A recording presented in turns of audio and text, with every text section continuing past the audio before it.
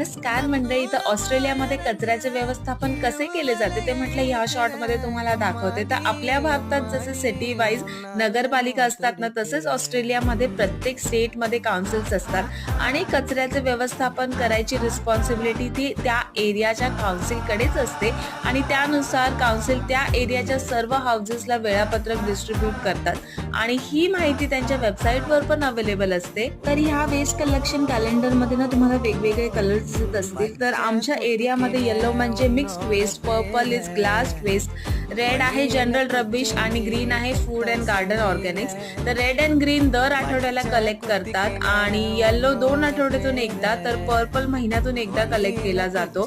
तर आदल्या दिवशी बिन्स नेचर स्ट्रीपवर नेऊन ठेवायचे. कलेक्शनच्या दिवशी पहाटेच काउन्सिलचा ट्रक येऊन गार्बेज कलेक्ट करतो आणि जसं व्हिडिओमध्ये दिसत आहे फिजिकली बिन्स उचलत नाहीत, तर रोबोट्स ऑटोमॅटिकली सेन्स करून बिन्स पिक करतात. Thank you for watching.